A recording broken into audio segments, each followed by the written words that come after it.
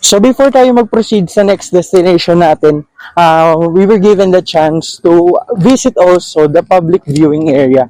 So kanina galing tayo sa private, sa Windscape. So this time, dito naman tayo sa public viewing nila. So nag-park lang sila mama doon. Ako na lang pinapupunta nila dahil ayaw na nilang lumabas.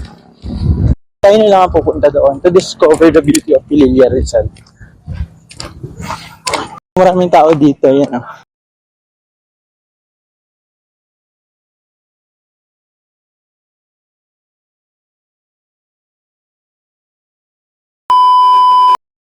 Kaya mas marami naman tao dito as compared sa private viewing na kailangan mo pang buy na 300. Dito walang babayaran, parking lang. Lalo kung may sasakyan ka naman. Walang sasakyan, walang babayaran. You just have to go, bring yourself here. So yun nga, totoo, mas maraming ang tao dito. At saka mas malapit ka dito sa windmill. Kasi doon, talagang view lang. So marami sari-sari mga windmills sa tinitinda rito.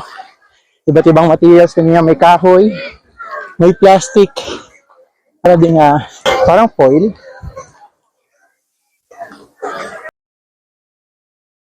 Hindi pala natin pwede matouch yung mismong windmill. So magagawa lang natin just to actually just look at it from here.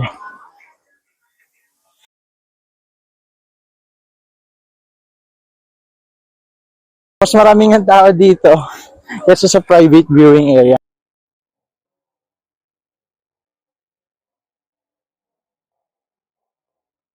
Akala ko pwede natin mahawakan to windmill. Unfortunately, hindi pwede. So, dito pala may barricade na. So, makikita mo siya na mas malapitan. Actually, mas maganda rito. I like it here. Ngayon, kita rin naman dito yung Laguna Lake. Pareho lang naman sila. Siguro mas develop lang kasi yung private area. So, yan siya. And from here, ito yung Laguna Lake.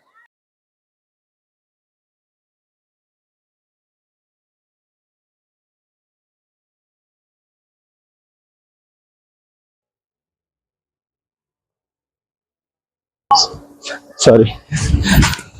So, may nagpipicture. Di pa tayo dito. Yan. Better Pililla. I love Pililla. Kasi ito makikita natin kung ano yung purpose ng windmill na to, no? So, alter energy. Ito yung nakikita natin yung mga windmills na nakatatak doon.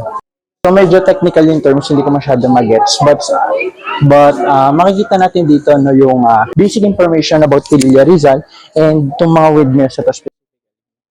How does that wind turbine work? So, hindi natin siya mariread basta-basta, no? So, kasi medyo technical yung ibang terms. No? So, ayun. Instead of consuming huge money for energy consumption, mas nakakatipid tayo dito kapag meron tayong mga wind turbines tulad nito. So, wala tayong binayaran dito. We have to go back na. So, I think mas worth it dito sa public viewing kaysa dun sa pinuntahan natin private area. Pero, so far, pareho naman silang maganda. Sa kabila, may mga views din. Mas kita mo yung malaki ang parte ng Laguna.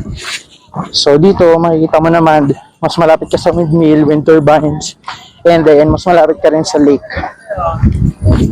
So, yun, pabalik na tayo sa parking. Na-cover na natin ang private and public. So, we have to go back here sa ating pay parking. Dito parang ang bayad yata 30 pesos. So, kung gusto mo mas malilim na parking, dito ka sa papasok na ito.